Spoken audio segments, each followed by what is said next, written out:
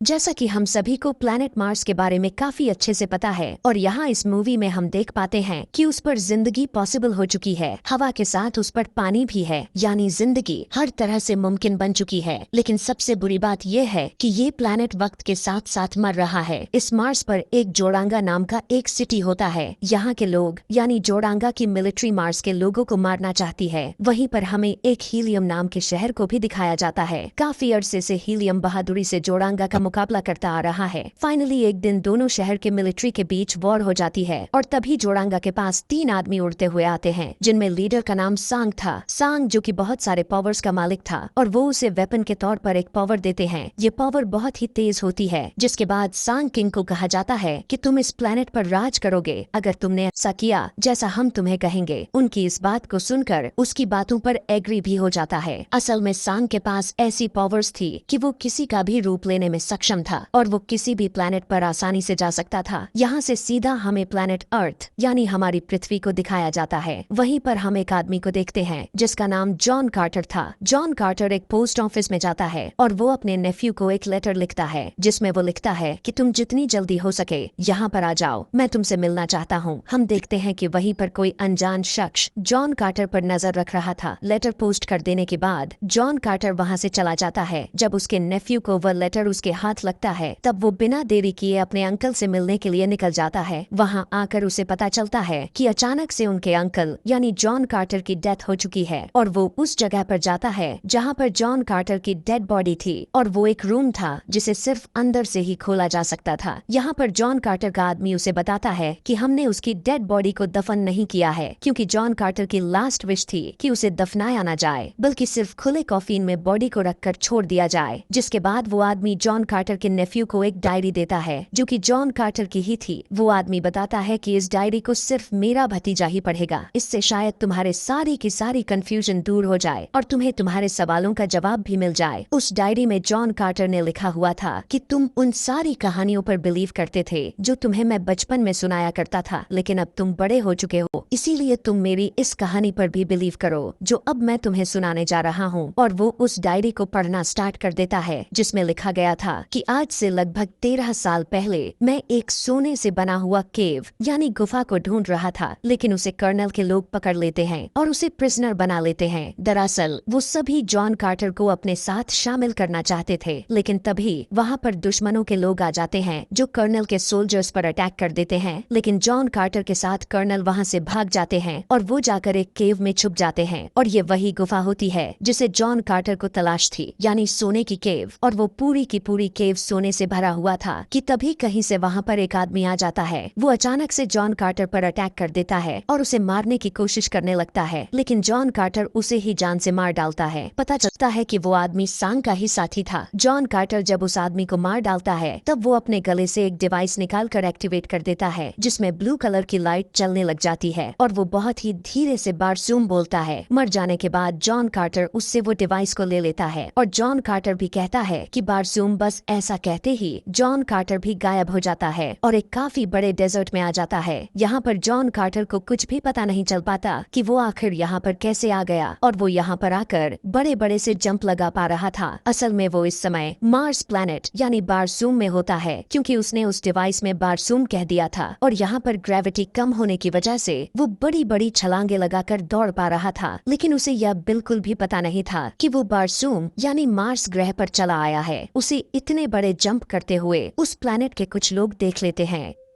और वो लोग जॉन कार्टर के पास आ जाते हैं। वो अजीब जैसे दिखने वाले लोग काफी लंबे लंबे थे जो इन्हें टार्कस कहा जाता है और दिखने में तो ये सभी इंसानों जैसे तो बिल्कुल भी नहीं लग रहे थे। जॉन कार्टर कहता है कि मैं वर्जीनिया से हूँ और मेरा नाम जॉन कार्टर है, तो वो लोग जॉन कार्टर का नाम वर्जीनिया समझ लेते हैं। यह नाम सुनकर उनका लीडर जॉन कार्टर को नहीं मारता, क्योंकि उसे बड़े बड़े जंप लगाते हुए देख लिए थे। ये लोग जॉन कार्टर को पकड़कर अपने कबीले में लेकर जाते हैं और जिस डिवाइस के जरिए जॉन कार्टर कार्टर यहाँ पर आया था, उनका लीडर उस डिवाइस को उठाकर ले जाता है। आगे हम देखते हैं कि आसमानों में जोड़ांगा और हीलियम की फाइट चल रही थी। हीलियम का किंग को यह बात काफी अच्छे से पता था कि जोड़ांगा के किंग के पास नेविलाइट है, जिसका कोई भी मुकाबला नहीं कर सकता, उसके आगे कोई नहीं जीत सकता। जोड़ांगा की किंग हीलियम की किंग से कहता है कि मैं तुम्हारी बेटी से शादी करना चाहता हूँ, और अगर ऐसा हो गया तो मैं वादा करता हूँ कि मैं तुम्हारे कबीले को कोई भी किसी भी तरह का नुकसान नहीं पहुँचाऊंगा। उसकी ऐसी बात सुनकर हीलियम का किंग इस बात पर एग्री हो जाता है कि वो अपनी बेटी की शादी जोड़ांगा के किंग के साथ करवा देगा। लेकिन प्रिंसेस उस शादी के लिए तैयार तो बिल्कुल भी नहीं थी, इसीलिए वो सबसे छुप कर भाग रही होती है। नीचे टार्कस का कबीला भी ये सब कुछ देखे जा रहा था और वो चाहता थे कि दोनों कबीले आपस में लड़कर मर जाए ताकि मार्स पर हम राज कर सके। भागते हुए प्रिंसेस प्लेन से गिरने ही वाली होती है कि तभी जॉन कार्टर दूरबीन से उसे देख लेता है और वो अपनी लंबे लंबे जंप लगाकर प्रिंसेस को बचा लेता है। जोड़ांगा का किंग यह देखकर नेविलाइट से जॉन कार्टर पर अटैक जैसे ही करने वाला था कि तभी सांग उसे कहता है कि ऐसा मत करो, मुझे यह आदमी चाहिए बिल्कुल सही सलामत। जोड़ांगा का किंग जॉन कार्टर को जैसे ही पकड़ने वाला था कि तभी अचानक नीचे से टार्कस उन पर फायरिंग करना शुरू कर देते हैं। इसीलिए जोड़ांगा के लोगों को वहां से अपनी जान बचाकर भागना पड़ जाता है। यह देखकर टार्कस काफी खुश हो जाते हैं कि वो जंग जीत चुके हैं। टार्कस चाहते थे कि जॉन कार्टर उनके लिए लड़े, लेकिन वो इस बात से साफ साफ मना कर देता है। टार्कस कहने लगते हैं कि अगर तुम हमारे लिए ना लड़े तो हम इस लड़की यानी हीलियम की प्रिंसेस को मार डालेंगे। इसीलिए ना चाहते हुए जॉन कार्टर इस बात के लिए तैयार हो जाता है। यहाँ पर प्रिंसेस जॉन कार्टर से यह पूछने लगती है कि तुम आखिर इतने बड़े बड़े जंप कैसे लगा सकते हो। वो कहता है कि मुझे इस बारे में कुछ नहीं पता कि आखिर मैं यह सब कैसे कर पा रहा हूँ, मैं तो सिर्फ अपने सोने की किल की तलाश में हूँ। यहीं पर जॉन कार्टर को प्रिंसेस से यह पता चल जाता है कि अब वो प्लेनेट अर्थ पर तो बिल्कुल भी नहीं है, बल्कि वो तो प्लेनेट मार्स पर आ चुका है। यह बात सुनकर जॉन कार्टर काफी हैरान रह जाता है, लेकिन प्रिंसेस उस पर बिल्कुल भी यकीन नहीं करती कि क्या वो सच में पृथ्वी से आया हुआ है। इसीलिए प्रिंसेस उससे पूछने लगती है कि इतनी दूर से प्लेनेट पर कैसे आ गए। तब जॉन कार्टर प्रिंसेस को वो डिवाइस दिखाता है जिसके थ्रू वो यहाँ पर आया हुआ था, और वो डिवाइस अब टार्कस के लीडर के पास होती है। इसके बाद हम देखते हैं कि जॉन कार्टर प्रिंसेस के साथ एक टार्कस की लेडी तीनों मिलकर एक जगह पर जाते हैं। वहाँ जाकर उन्हें एक होली रिवर के बारे में पता चलता है और वो एक दीवार भी देखते हैं जिसके जरिए जॉन कार्टर अपने अर्थ पर जा सकता था। यहाँ से तीनों अपने मंजिल के लिए आगे की तरफ चले जाते हैं। रास्ते में जॉन कार्टर को यह बात पता चल जाती है कि वो लड़की कोई और नहीं बल्कि हीलियम की प्रिंसेस है जो भागकर यहाँ पर आ चुकी है, क्योंकि वो जोड़ांगा के किंग से शादी करना नहीं चाहती थी। यहाँ से ये सीधा अपने मंजिल तक पहुँच जाते हैं। वहाँ पर आते ही उनके साथ अजीबो गरीब तरह से उस जगह पर अजीबो गरीब चेंजिंग होना शुरू हो जाती है। वो जॉन कार्टर से उस डिवाइस को अजीबो गरीब वाले जमीन पर लगा देते हैं, जिससे वहाँ की जमीन बदलना शुरू हो जाती है। यहाँ पर ये सभी देखते हैं कि ये तो एक प्लेनेट से दूसरे प्लेनेट तक जाने के लिए रास्ते हैं और कुछ वर्ड्स भी होते हैं, और उन वर्ड्स को उसी डिवाइस के साथ ही बोलना होता है। जब ये लोग उस वर्ड्स को पढ़ रहे होते हैं कि तभी वहाँ पर सांग अपने कुछ सोल्जर्स के साथ आ जाता है।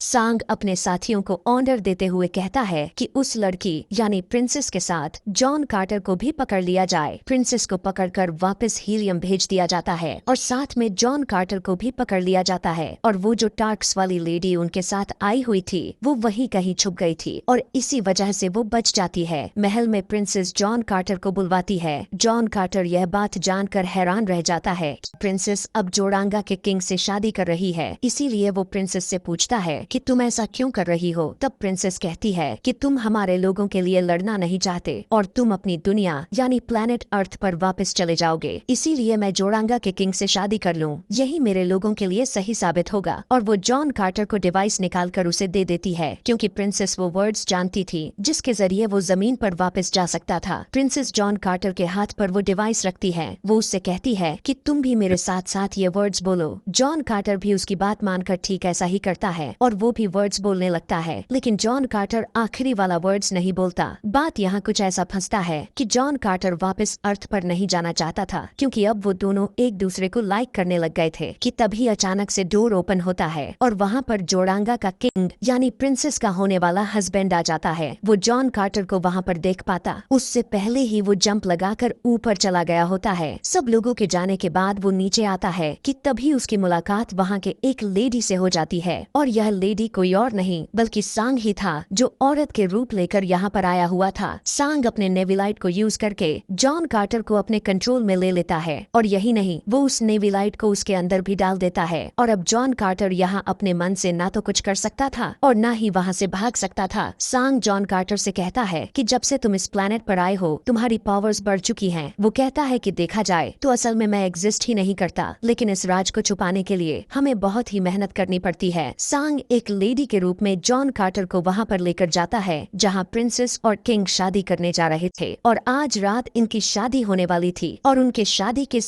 सारी रस्मों को तैयार कर रखे थे। सांग कहता है कि प्रिंसेस बहुत ही इंटेलिजेंट है, क्योंकि नेवलाइट की जगह उसकी रियलिटी भी ढूंढ रही है। उसे पता चलता है कि आज की रात जब दो चांद आपस में मिल जाएंगे, जो पर्सन नेवलाइट की रियलिटी जानता है, असल में दो चांद को आपस में मिल जाने पर उनकी शादी की रस्म को पूरा किया जाने वाला था। जॉन कार्टर उससे पूछता है कि आखिर यह सब कुछ करने के पीछे तुम्हारा मकसद क्या है, तुम ऐसा क्यों कर रहे हो? वैसे तो तुम जाकर प्रिंसेस को तो मार सकते हो ना। तब सांग कहता है ऐसी गेम तो हम पिछले काफी अरसे से खेलते आते जा रहे हैं, तब जबकि यह प्लेनेट आबाद भी नहीं हुआ था, और ऐसा हम तब तक करते रहेंगे जब तक हम प्लेनेट अर्थ को भी डिस्ट्रॉय ना कर दें। इसका साफ साफ मतलब यह था कि इस प्लेनेट यानी मार्स को डिस्ट्रॉय कर देने के बाद अर्थ की बारी आने वाली है, और ये उनका मिशन है, एक के बाद दूसरे प्लेनेट को डिस्ट्रॉय कर देना। और ये नेविलाइट हम उसी को देते हैं जो बेवकूफ होने के साथ साथ काफी अमीर भी हो, और जोड़ांगा का किंग बिल्कुल ऐसा ही है। सांग जॉन कार्टर से कहता है कि हम खास मकसद के लिए बनाए गए हैं, लोगों से उनकी ही दुनिया को डिस्ट्रॉय करवा देते हैं, और इसी वजह से हमें ताकत भी मिलती है। सांग जॉन कार्टर को कहीं और ट्रांसफर कर रहा होता है कि तभी वहाँ पर जॉन कार्टर का वफादार डॉग आकर सांग के उसी हाथ पर काट लेता है जहाँ पर वो नेविलाइट वाली डिवाइस लगाई हुई थी, जिसकी मदद से उसने जॉन कार्टर को अपने कंट्रोल में किया हुआ था। डिवाइस हटते ही जॉन कार्टर उसके कंट्रोल से बाहर आ जाता है और वो उन्हीं के एक एयरक्राफ्ट में बैठकर वहाँ से निकल जाता है, लेकिन वो लोग जॉन कार्टर का पीछा करने लगते हैं। जॉन कार्टर की तीसरी साथी यानी टार्कस वाली फीमेल लेडी वो एक डेजर्ट में होती है और वो उस जहाज पर गोली चलाती है जो जॉन कार्टर का पीछा कर रहा था, जिसके बाद जॉन कार्टर का जहाज भी वहाँ पर क्रैश हो जाता है। जॉन कार्टर कहता है कि मुझे प्रिंसेस को बचाने के लिए पूरी आर्मी चाहिए, जिसके बाद वो टार्कस के पास जाता है, और जब वो वहाँ पर पहुँचता है तो उसे प्रिजनर बना लिया जाता है, क्योंकि टार्कस का जो पुराना किंग था उसे भी अब प्रिजनर बनाया गया हुआ था, और उसका एक दूसरा साथी जो था वो उसे धोखा देकर वो खुद वहाँ का किंग बन गया था, और वो जॉन कार्टर को डिसलाइक करता था और उसे जान से मारना चाहता था। लेकिन पुराने वाले टार्कस किंग को जॉन कार्टर के ऊपर विश्वास होता है कि वो हमारी रिस्पेक्ट दिलवा सकता है। अगले दिन हम देखते हैं कि जॉन कार्टर के साथ टार्कस के पुराने वाले किंग दोनों को एक बहुत ही खतरनाक मॉन्स्टर के साथ छोड़ दिया जाता है,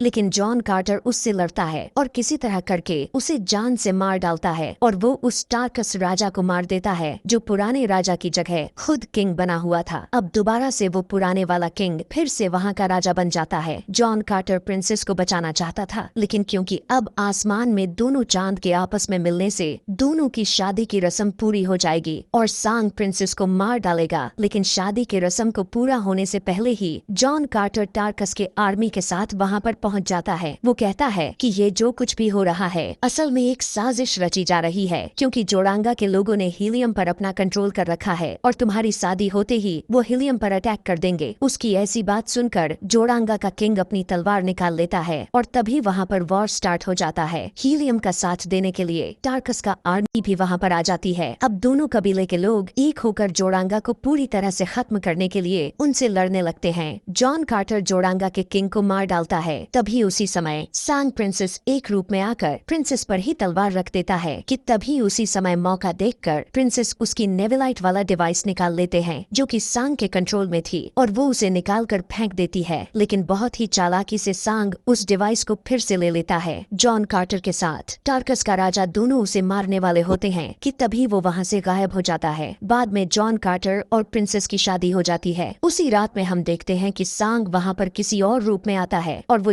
जॉन कार्टर के चेस्ट पर अपना हाथ रखकर वो वर्ड्स बोलने लगता है जिससे वो प्लेनेट अर्थ पर चला जाएगा और वो जॉन कार्टर को वापस अर्थ पर भेज देता है। जब जॉन कार्टर की आंख खुला तो वो खुद को उसी केव में पाता है जिसे वो इतने अरसे से ढूंढ रहा था, लेकिन वो अब वापस मार्स पर ही जाना चाहता था क्योंकि उसकी वाइफ प्रिंसेस मार्स पर ही थी, मगर उसके पास अब वो डिवाइस नहीं थी जिससे वो वहां तक जा सके। फिर जॉन कार्टर यहाँ से 10 साल तक उसी डिवाइस को ढूंढता रहता है और फाइनली उसे वो डिवाइस मिल भी जाती है। अब क्योंकि हमें काफी अच्छे से पता है कि ये सारी की सारी कहानी जॉन कार्टर का नेफ्यू पढ़ रहा था। जॉन कार्टर उस किताब में लिखा होता है कि अब तुम जान चुके हुए होगे कि मैं आखिर क्यों कहा था कि मेरी बॉडी को नहीं दफनाना, क्योंकि अगर मेरी बॉडी यहाँ पर डिस्ट्रॉय हो जाती है तो मैं मार्स पर भी डिस्ट्रॉय हो जाता, और जहाँ पर मेरी डेड बॉडी का कॉफिन है उस कॉफिन की चाबी तुम खुद हो, और अब मेरी डेड बॉडी की हिफाजत की रिस्पॉन्सिबिलिटी तुम्हारे ऊपर है। जॉन कार्टर का भतीजा देखता है कि उस कॉफिन वाले रूम के डोर पर कुछ अल्फाबेट्स हैं और वो उन्हीं अल्फाबेट्स से अपना नाम लिखता है, लेकिन फिर भी